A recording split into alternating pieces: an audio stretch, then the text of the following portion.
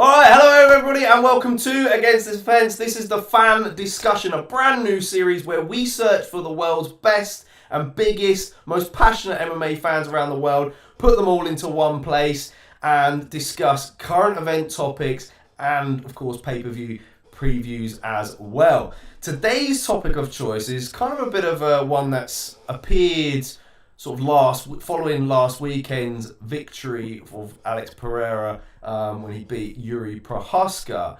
And it's the topic of the super fight between Jon Jones and Alex Pereira. And if so, how would it impact the division if the fight was to get made, and who wins? Now, today's panel, I'm joined by Alex, which is over here. What's up, Alex? We're also joined from Red Wolf as well, which is, I'm just trying to point everyone out correctly. There we go, down there. And then directly underneath me is Breezy as well. So, bit of a fresh panel, no tea today. We've got Alex is the first person in. This is our second episode doing this group discussion, and we're fine-tuning it, but we'll get there someday. How are we all doing, gents? Doing good, man. Well. Yeah, very good. Good, man. Good stuff. I hope you guys are very excited and sort of ready to talk about this particular topic, because it's quite a big one, right? Yeah, it's a big one, and it's very likely to happen. Yeah. Oh, very likely, says early doors. All right. Okay. Well, to get things going then, first of all, I want to share with you the records, actually, of both gentlemen, because we've got Jon Jones on one hand, who's 27-1 with 10 knockouts and 7 submissions, and Alex Pereira, with such a short space of time, has racked in 11 wins and 2 losses with 9 knockouts and 0 subs. So we can clearly kind of obviously see who the knockout artist is there, percentage-wise. But I've also got 2 fun facts for you guys as well. Did you know that Alex Pereira is 12 days older than Jon Jones? I did not know that. You wouldn't think it looking at him, but no, that's pretty surprising. I knew he was 37, but I didn't realise he was older than Jon Jones. Yeah, it's crazy, right? I mean, Alex Pereira's birthday is today. That's interesting. And it's crazy because when you think about Jon Jones, you think about someone who's been in the sport of MMA for so long, obviously the youngest champion as well.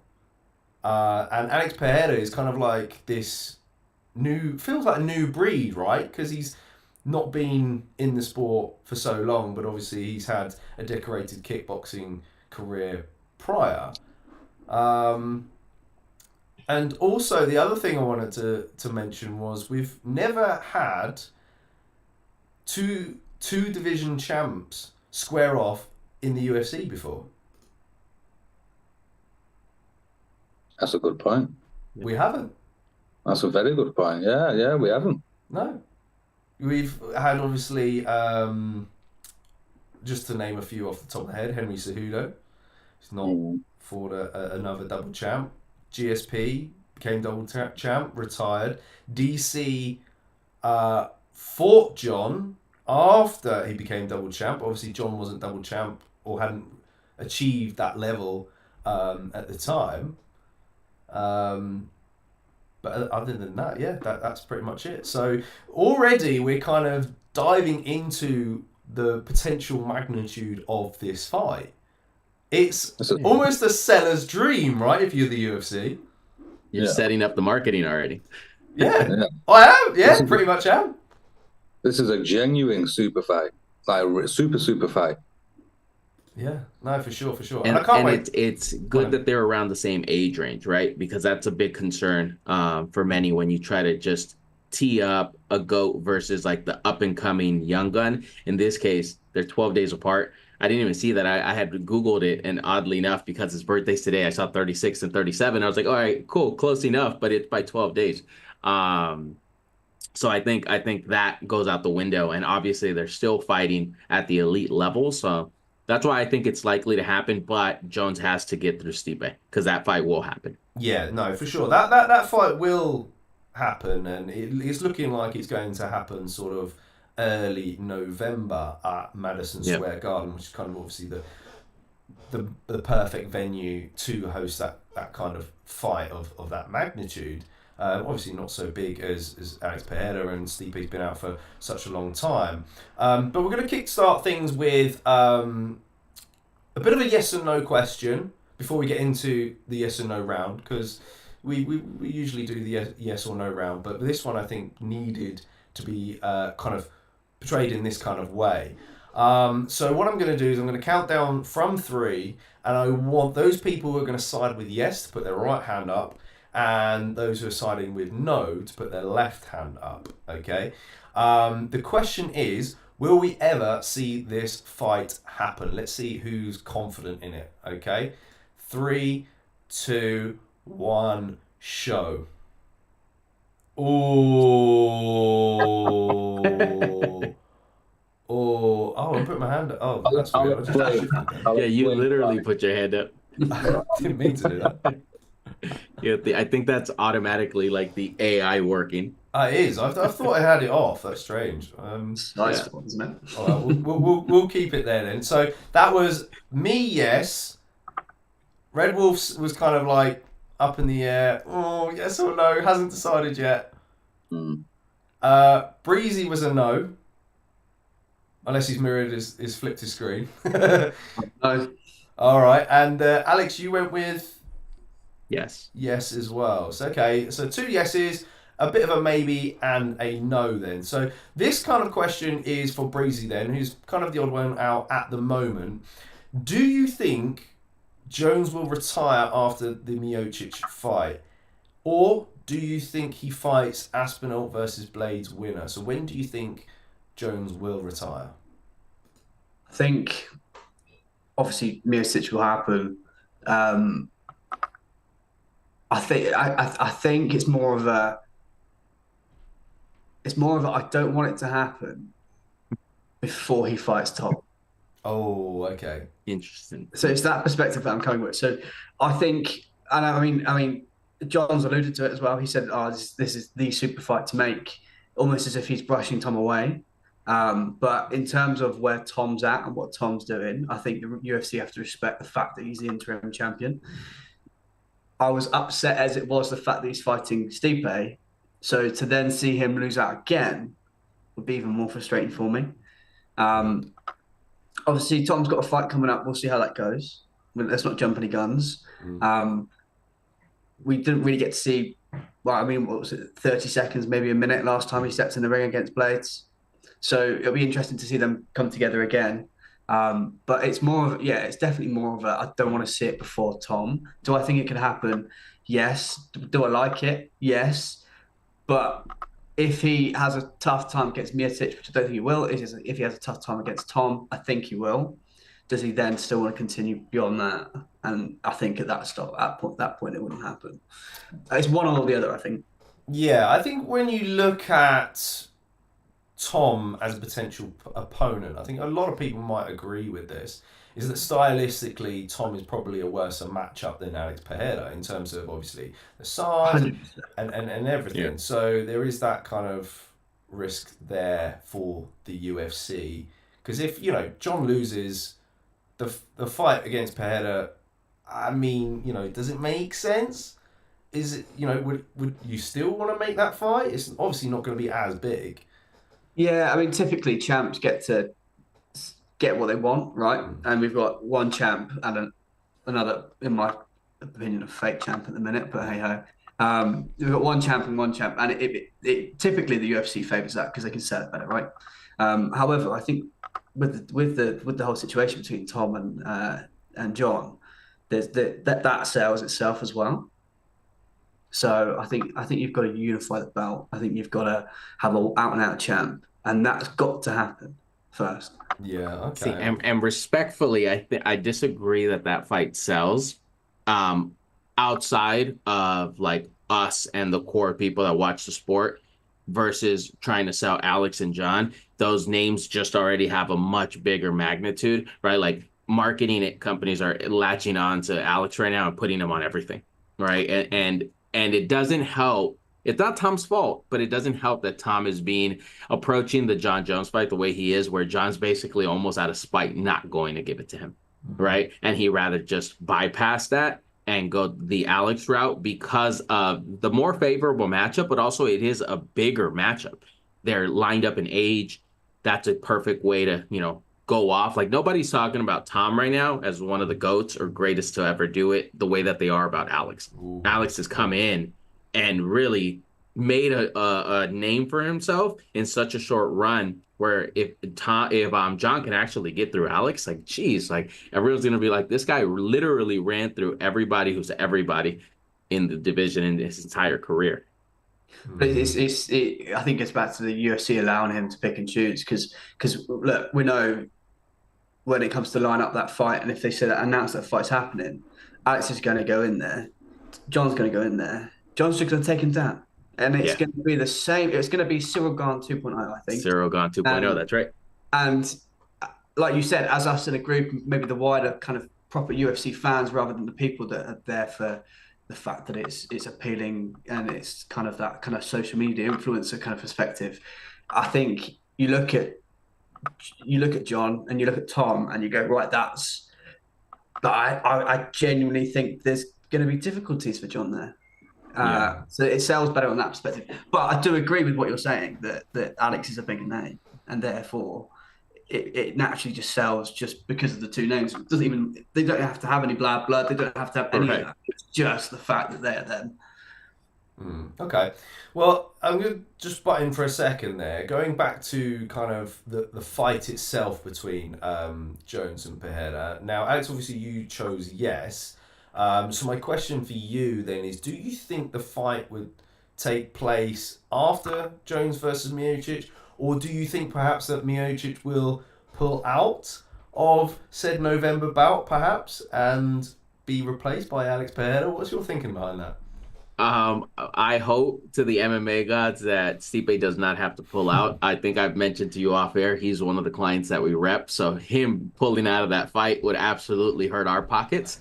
So I'm biased because of that. I absolutely want him to get that fight. I think it's one that he's earned. But I do think that fight has to happen first. And then John Jones might sound like he's retiring, or he might say something to the effect of, let's see what Alex does in his next fight before I take, that matchup. But I actually don't think he gives Tom at all, like any at all recognition in any way after that Stipe fight.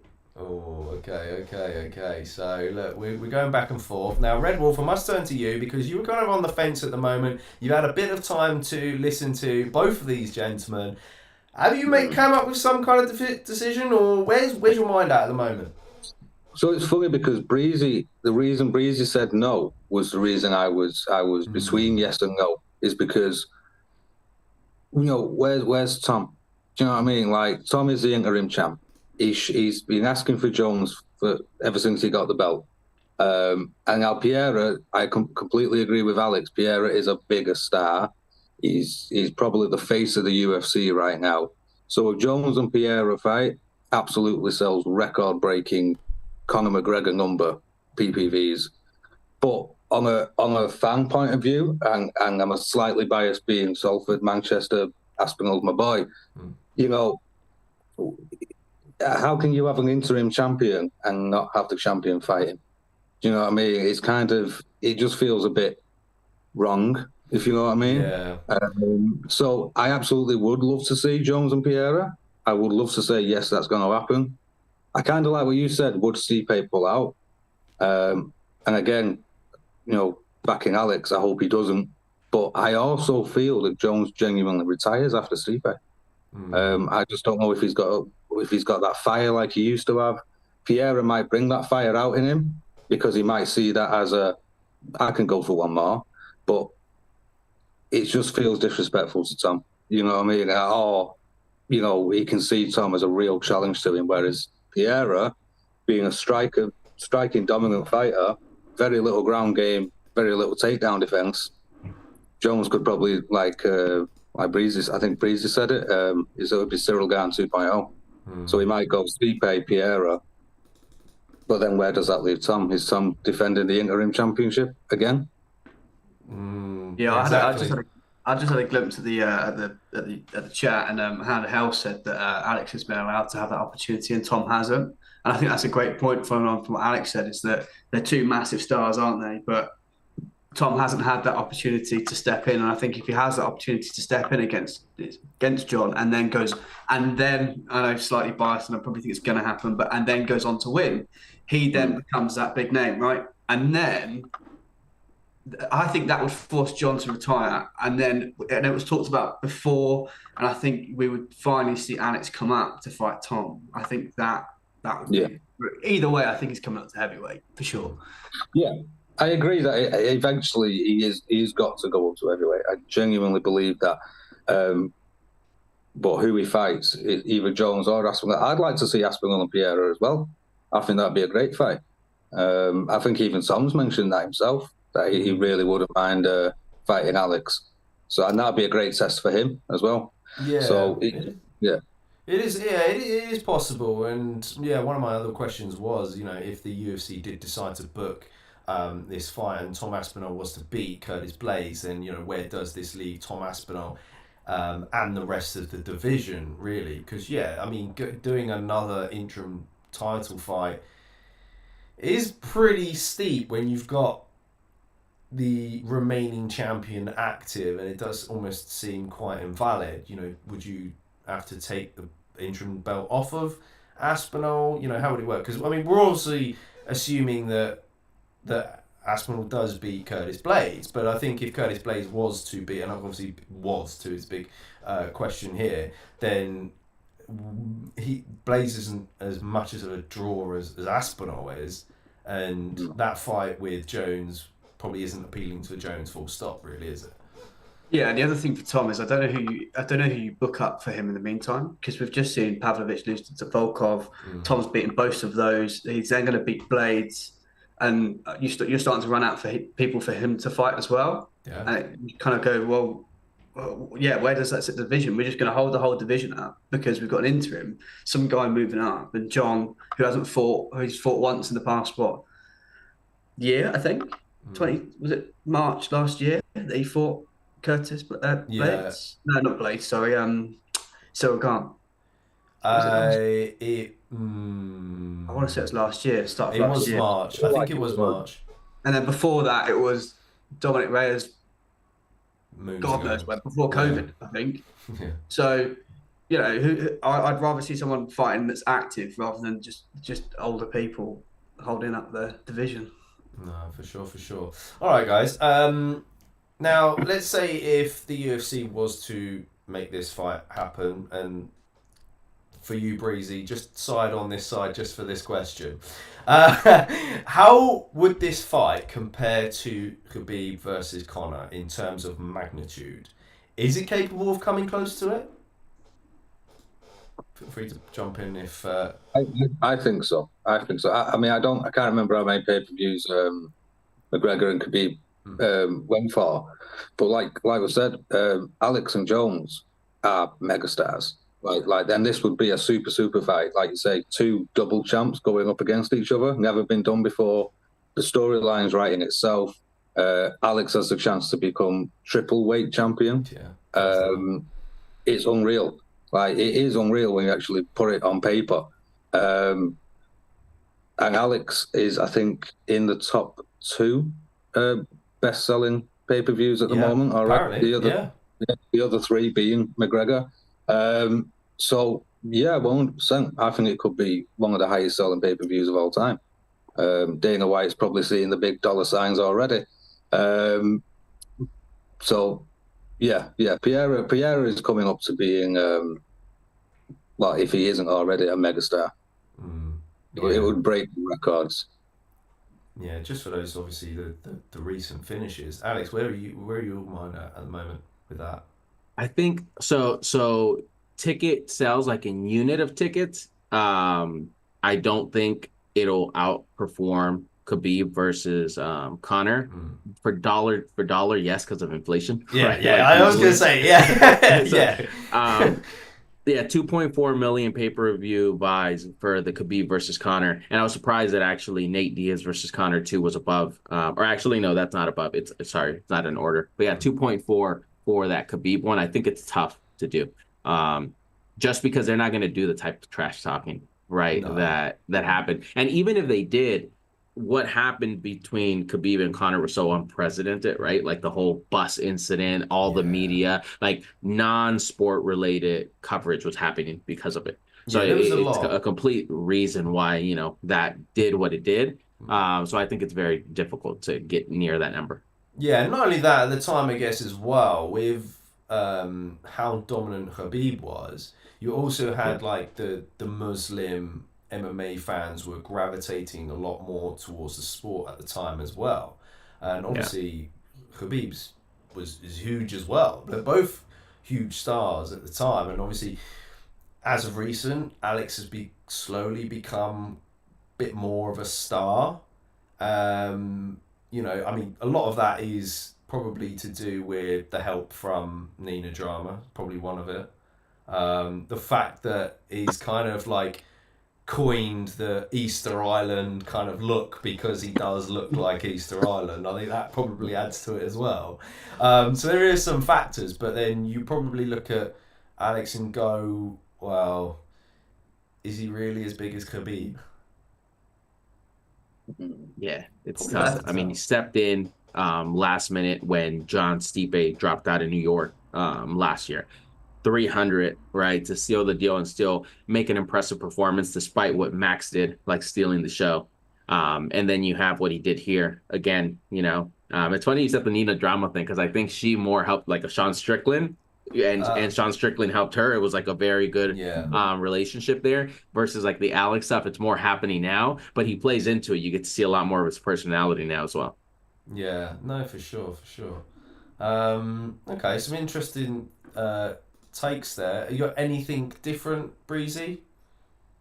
Not really. I just think that the personality of Conor McGregor, like you both, like a few guys said, is really what sold that many pay-per-views, and neither of these really have that. I mean, in terms of technical ability and in terms of the fighters themselves, obviously up there, but it's not as entertaining. The whole journey is not as entertaining, and I don't think for that it will sell as much.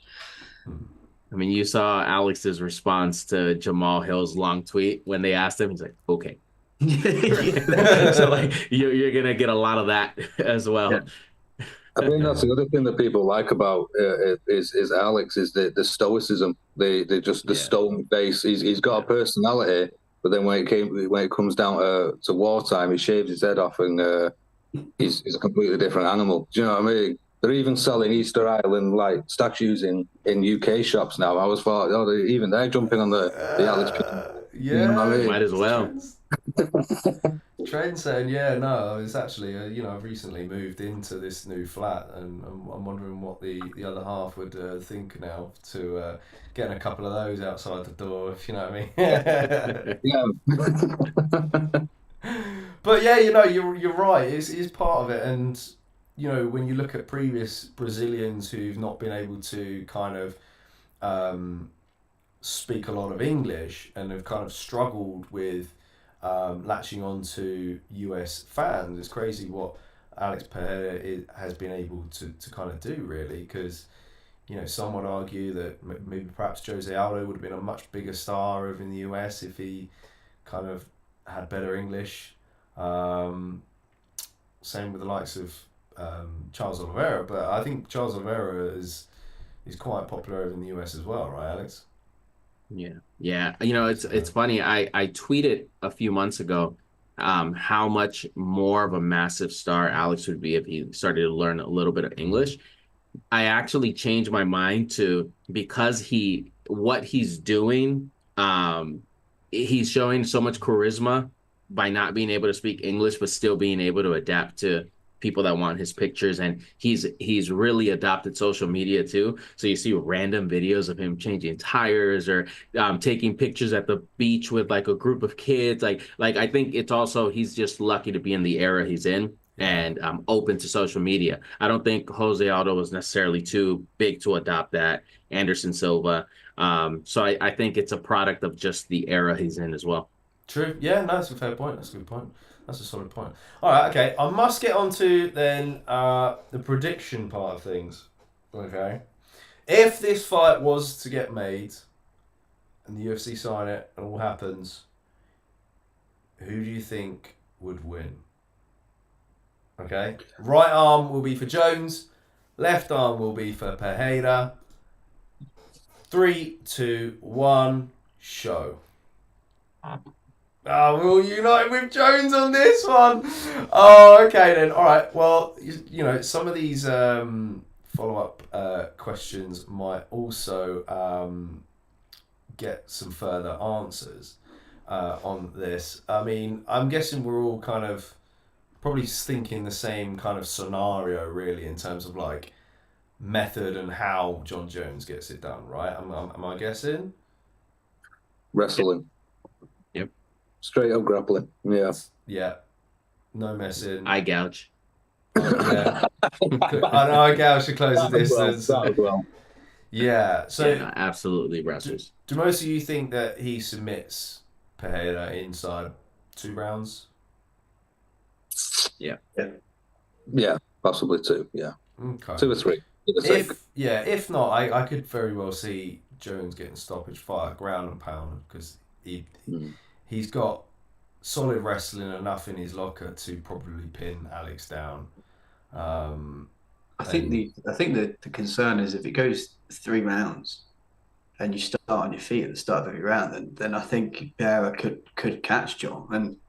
But I think the big difference is, I mean, Pereira's power is unbelievable, particularly the fact that he made middleweight and was able to fight at that weight and still have that power, and then rehydrate the night before and still come in at the weight he's coming in at.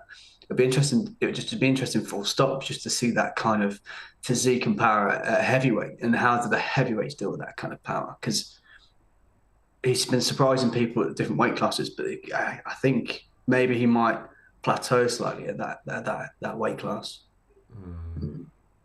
It is incredible how hard he hits. I remember when he put down Jamal Hill, it was a kind of a scooping up uppercut, which was, and it barely touched him, and his head come off, and it's like he is unbelievable. Joe Rogan says it all the time. It's like he is made of metal, not stone, like just pure stone, and he just hits so hard. I was trying to think if Jones has ever fought anybody that hits as hard as Pereira.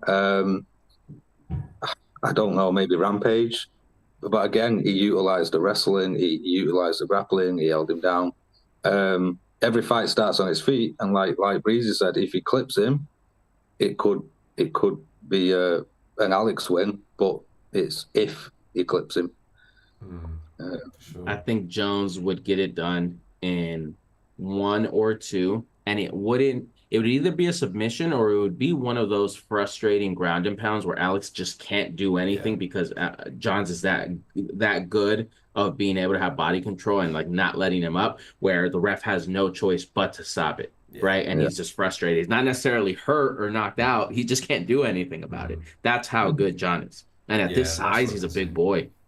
Oh, for sure. To get to some chats then, Hound of Hell Gaming, welcome on in, smash the like button, who said earlier, I think this is in terms of Tom Aspinall and Alex Pereira, who was saying one has the Dana push and one doesn't, which is kind of true. Ash said, Jones retires after the Stipe Miocic, unfortunately, so he was siding no on that one. Hound of Hell Gaming said, Jones versus Stipe doesn't need the title, nor does Jones versus Pereira. Why they don't strip John after the injury is beyond me. Yeah, still kind of gets me wondering to this day as well, really. John doesn't necessarily need the belt at all. But I guess legacy. Is legacy. UFC is a business, an entertainment company. And how many times have they stripped Jones? Could do a legacy fight without the belt, and I've Tom the undisputed, and then whoever wins the legacy fight gets to fight Tom. But yeah, I kind of agree. It surprises me that Jones hasn't at least vacated or said I will vacate, and once I'm 100%, I will come back and take that belt off whoever has it. Jamal Hill did it. Yuri did it. So yeah, Jones it is too surprises. stubborn. I think That's what it is. most of us being in the UK as well all have the same opinion that it should be Tom. I think if you go to the US and those guys are so a lot of them are diehard John Jones fans. Oh yeah, It's a completely different perspective. So, and it's not one that I've actually seen. So it'd be interesting to see from that side of the pond where they sit. Okay. yeah. All I right, have a question. Sorry, go Oh. ahead. I have somewhat of a hot take question. Just at what point does Tom getting a win over John Jones not mean the same thing, because he's like, what, 31, 32, and John Jones is about to be 37, and get up there in age? And I don't mean to diminish the that he, they fight, he wins. I just, like, at some point all of our goats get to, once you pass that 35 age, you really start to see a lot of the guys, go downhill. Jones is at 37. I get that for Tom, that's a big notch on his belt. Great name to add to his resume. It's like, the way I think of it, if we're trying to fast forward, it's the equivalent of like trying to say Peyton Talbot versus Sean O'Malley 8 years from now, right? Like, Sean O'Malley will already have 8 years of fights and experience and like war. Is he the same fighter that he is today? Or does Peyton is more favorable to win it then? So I just feel like, for me, I'm not interested to see the Tom one, because I think I know the result, and the result is more due to the fact that he didn't fight Jones in his prime, and that's not his fault. He would absolutely want that fight, but so to me, I'm just like, I'm not as interested in the Tom one because of that reason. The age gap is too big. Yeah, I think the excuse is always going to be there, really. That kind of downfall almost comes to everyone, unless you are the greatest of all time, Georges St. Pierre, of course. But that's another topic. Retire the sport, don't let it retire you. Exactly. See, yeah. But Jones is obviously making that tight walk, and he knows what he's doing at the end of the day. He's prodding the right areas, because he's trying to get reactions from Tom and the fans, but he knows damn well he wouldn't fight Tom. I think that's why we won't see that fight, right? Because he's also like smart enough to know, like, that's not a favorable matchup for him. Now, the competitor, actually probably still believes a lot in his skill to be able to win it. That's the problem with a lot of the MMA guys, that they're just so confident in the work they put in the gym, right? You're never going to tell them, like, you're past your prime. But yeah, that injury that John had was a bit of a wake-up call, and you could see it as well. Because prior to that, John wasn't getting many injuries at all. His shoulder was his first real bad injury, and that was kind of a bit of a wake-up for him. Like, I'm getting old now. Father Time's undefeated. It will catch you eventually. And like I say, Aspinall's got youth on his side, and it's always that, what if he fought him in his prime, and it's always going to be that what if. But I do kind of like what Alex said. Like, I think Jones, deep in his heart, he'll never admit it, and he does prod the bear, and I do bite sometimes. But I don't think he'll admit that Aspinall is very talented and would give him one of his hardest fights in his career. Do you know what I mean? Yeah. No, 100%. I'm with you on that one. All right, let's get into then a bit of a quick fire round then. Going back on to the usual strategy, we'll go yes with right hand, no for left hand. And then we'll get to discussing some of the reasons after. Okay, so quick fire then. If Alex Pereira were to beat John Jones, big if, right? Is he the greatest combat sports athlete of all time? Yes or no? Oh, am I the only one who's going with yes? That's mad. Okay, fire me over some of your reasons why he wouldn't be the greatest combat sports of all time. Alex, what are you going for? Oh, geez. I mean, you've had time to prepare for this question. I know. Right? I said I was going to do a quick fire round, but I'm already intrigued to find out what the answers are. I think it's because if he wins, right, that big if he wins, it's because he lands that massive shot that Jones doesn't see coming. That's how I think it happens. If Jones sees it coming, I actually think he can take the punch. We've seen him take a few like solid punches from a lot of heavy hitters. So if it happens, I think it's because he doesn't see it coming. Flash knockout. I just don't think it's enough to diminish what Jones has done for how many years, right? So it would just be like he's up there as one of the GOATs, but not. I don't think he takes John Jones' spot if you believe he's actually in the number one spot. First 3-division champion, mind you. Yeah. Does anyone know what to add to that? He's a freak of nature. That's undoubtable. But I think, I don't know, as someone who's such a big fan of GSP, I'm slightly disappointed in you, JK.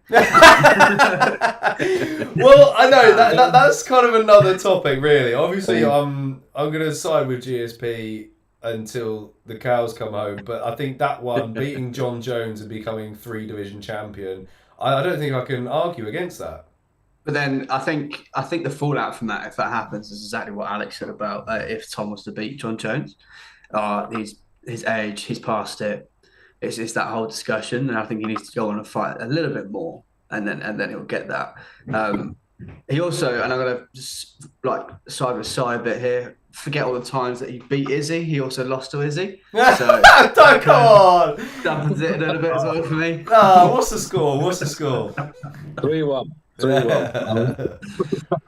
But yeah, no, I mean, he would if he was to beat John Jones, he would be in the GOAT contention. He would be one of the top triple champion. But again, it's like if Tom Aspinall beat John Jones, is he the GOAT?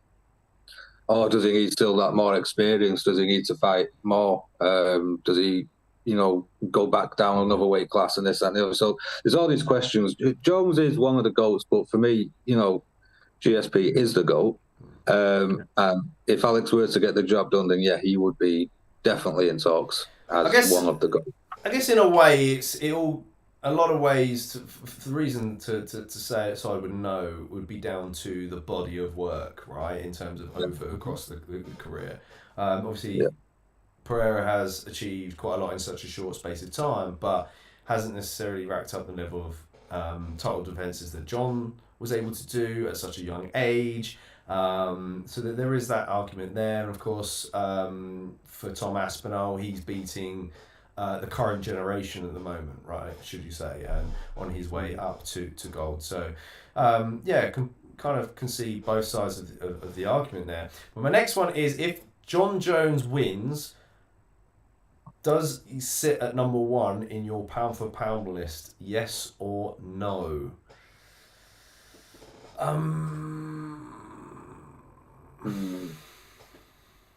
Yeah. Yeah. Okay, Breezy's going with he no. already does for me. So. Fair. Breezy, what's your thought? Why no? I mean, look, it's probably quite clear now. I'm not a massive fan of John Jones. I think his ability in the cage is exceptional. I think he's done too much, in my opinion, in the past to just kind of overshadow that. I think outside the cage, as well as some of his antics inside the cage. I think pound for pound should be a role model as well as the best fighter in the world, and he doesn't quite fit that role model part for me. Also, the other thing in terms of fighting is that he's just been so inactive, and I struggle to have someone that's had like 2 fights, 3 fights maybe in the past 4 or 5 years, when someone look at Alex Pereira, who has had, 6 or 7 in the past 2 years, sorry. And I think that plays a massive part. So I think it's disrespectful to the likes of Islam, who's doing absolute bits in his weight class. And I just don't like the guy. No, fair enough. I can tell. But no, it does make you think, really, if John was a good boy, didn't do all those antics, never got stripped, etc., where would he be at now in his career? I wouldn't have a, you know what I mean? I'd probably be kissing the guy's toes, like, fair enough, you know what I mean? But unfortunately, yeah, it's tough to support a guy like. Yeah, it's like if John Jones was as nice as GSP then yeah, he would be, if you just look at what he does in the cage. But even like Breezy said, even some of the stuff he does in the cage is a little bit shady. You know, like the constant eye pokes, things like that. And it is hard to be a fan of John Jones when he does so many things outside and inside of the cage. Is he one of the most skilled fighters we've ever seen? Absolutely. But yeah, I agree with Breezy there. It is hard to be a fan. I recommend everybody go and watch the post-conference interview after Jones beat Shogun. Because if you listen to how he speaks then and how like just nice of a young man he was, and he's telling his story about stopping a robbery, you would never, ever imagine that he went down the path he went, because everybody was just praising him there. True. So it's really funny to see. Yeah, I remember those days where Jones was seen as like this. Oh, he's a nice guy, and then a couple of months later, it goes, oh, he does coke, and then it was like something. He's just run someone over, and it's like, oh no, So and then his failed drug test, and you kind of go, maybe this guy ain't as nice as we thought he was. I mean, could you imagine Wonderboy? All of a sudden, the news comes out, and Wonderboy's a drug addict and shoots people. You know what I mean? It'd be crazy. The power of becoming champion. yeah.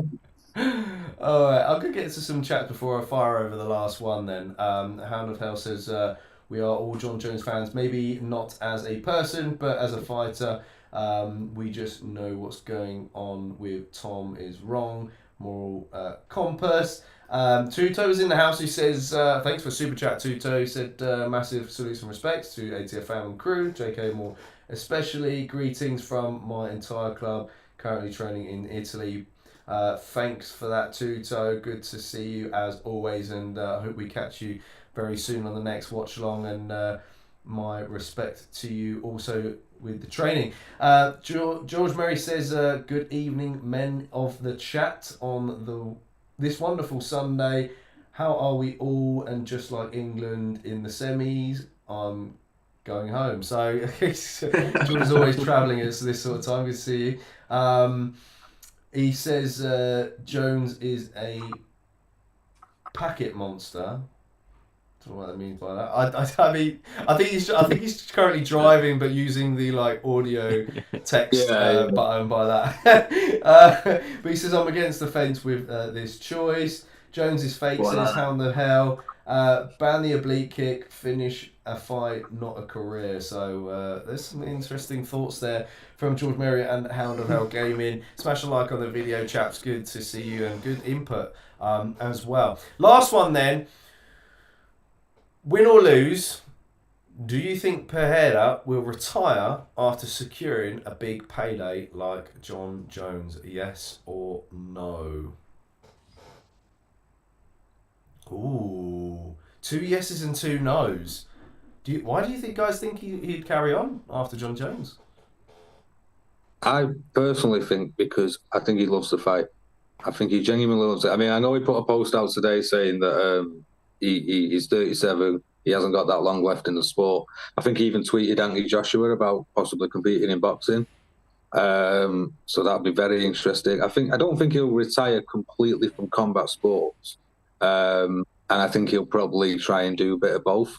But then I think once he gets to 40, then he might say, "Yeah, the gloves are done. I'm Time finished." is running out, though, isn't it? You know? It is. I know, but I don't think he minds losing. I think that's it. That's the thing with Alex. I don't think he minds losing. I think he sees losses as lessons and learning how to improve. Okay. What's your take on it then, Breezy? Just following on from what Red Wolf just said, yeah, I agree with his. I don't think he likes losing. I mean, I don't think he minds losing. I mean, if it wasn't for Izzy, I probably would have forgotten about the whole loss. So Izzy, I think, made more of it than Alex did, and he was just off to the next weight division. He didn't care. But I think Pereira. I don't think he's that kind of guy that just would get at the bag and be done with it. I think he can get in there with anyone. Depending on what happens, if he does move up to heavyweight, he'd then have two belts, defend 2 belts, and I think he'd want to try and create a bit of a legacy of that, being the first 3 division champ, and then see where that takes him. If soon after that, I think it would start to go downhill because his age caught up with him, or whatever, then it might end fairly quick. But I don't think you can secure a position like that and just walk away. Okay. And then, Alex, I'm guessing you're kind of on the thought of, well, he's pretty much achieved everything at the moment. He's not going to get a bigger payday than John Jones. That About. along with continuing to compete in the UFC is a lot more risky than going and doing a boxing match or playing like that game. And he's a smart guy, so I feel like him and Glover have other athletes they want to kind of also train to be the next guy up.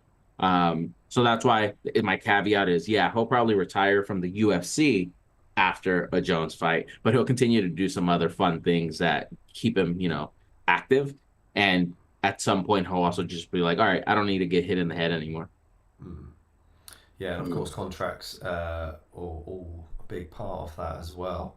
Because when a fighter retires, their contract gets frozen. They're not allowed really to go elsewhere. But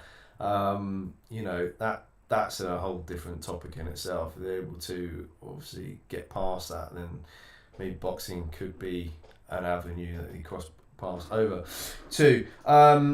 Brother B's in the house. He says, hello, Dallas ATF fam.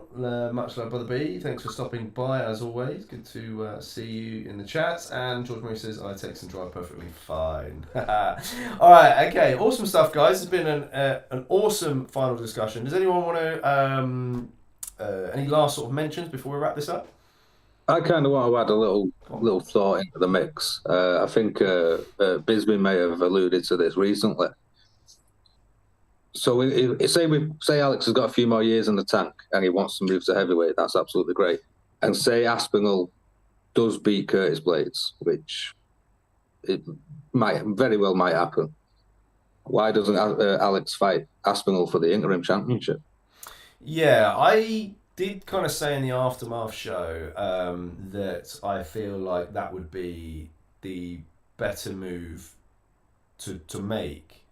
Because of just, it puts everything in position. It cleans it up. Yeah. Yeah, it cleans everything up. However, I kind of, since then, after having some more thought about it, think, well, if you're the UFC, you want to make this fight now, before it's too late, right? Because time is of the essence. Yeah, that's right. Yeah. So that's where I'm kind of with you on that. I kind of did change my mind on that. What do you guys think? I didn't even think about it, but if Alex goes in and actually finishes Tom, because again, he just catches him, and then that Jones fight happens, and then Jones finishes Alex, now it's like completely forget about the Tom thing, and he's going to rub that in, for years and years to come. So that would be a wild way for things to turn out. Oh, I'd be mad. Yeah. Yeah. But don't sleep on Curtis. Because Curtis might shock people against this Tom fight. Obviously, Tom's the favorite, and rightfully so. But Curtis can shock people. I'm very biased. I'm rooting for my boy, like Aspinall's hometown hero down here. And we, unlike Breeze, I think said it a while ago, we didn't see enough. It was 15 seconds the first Curtis and Tom fight, and Tom's knee beat Tom. So we need to see. I'm really looking forward to this fight to kind of put a stamp on it and say, okay, so it wasn't a fluke, Curtis wins, or it was a fluke, Tom wins.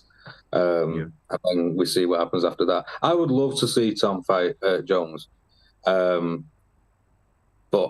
I'm very aware, and I think Tom is that it's never going to happen, unfortunately. Okay. A lot of things would have to go wrong for him to come in last minute. Go for it, Breezy. Oh, sorry. I was just going to say, I'd quite like to see Alex actually hang around the light heavyweight division for a bit, because he stepped in pretty recently. Yes.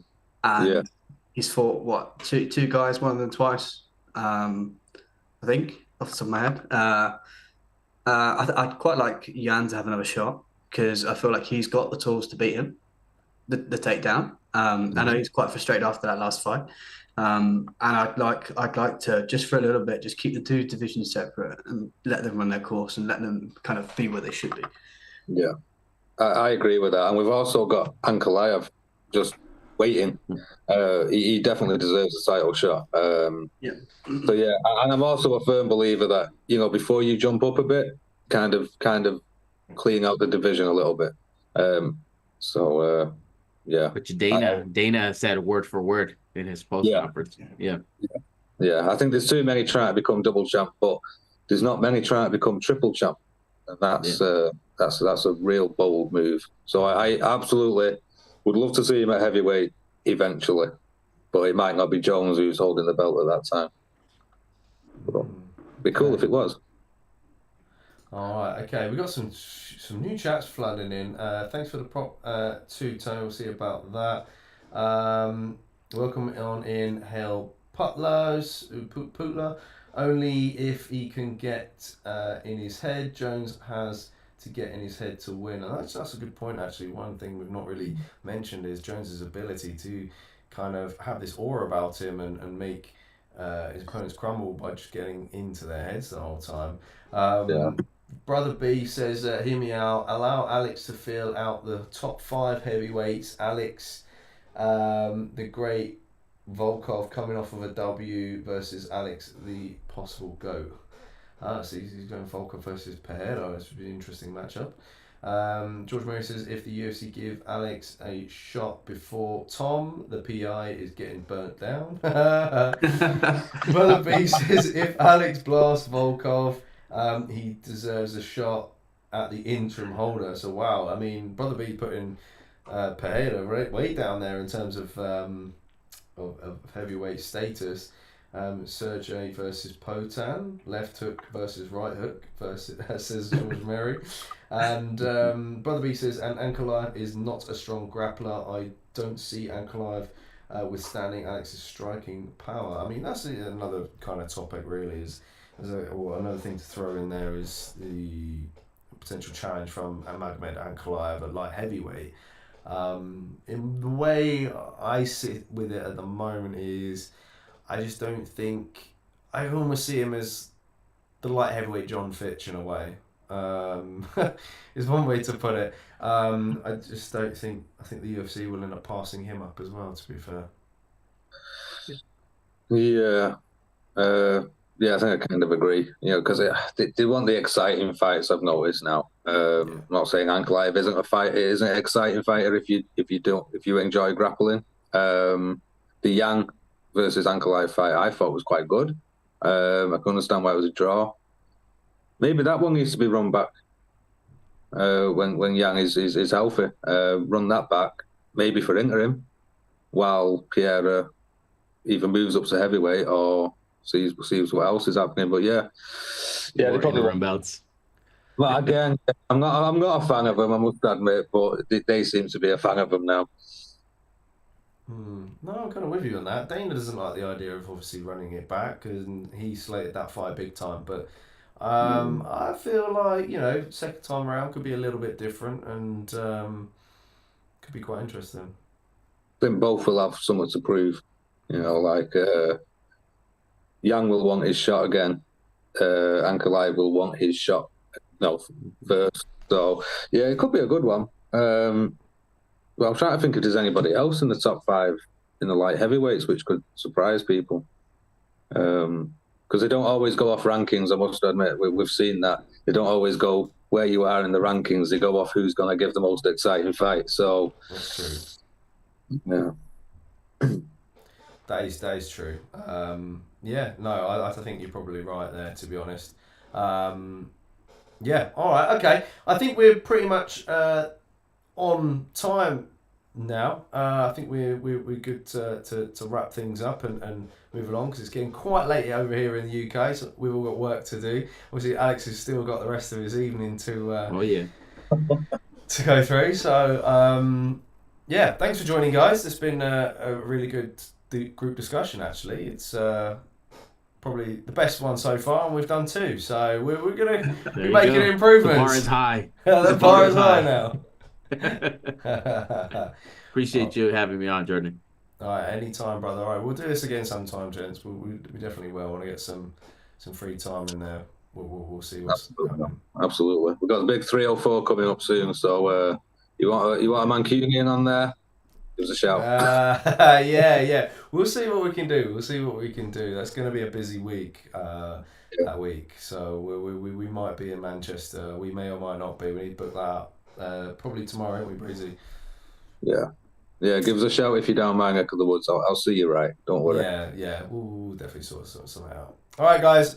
Much love. Thanks for joining as always. Thanks in the chats as well. You guys have been amazing. Hit the like button. Hit the subscribe button as well. And, of course, keep it easy and ring the notifications bell on our channel. Get some good rest, and we'll see you on the next one. Bye for now.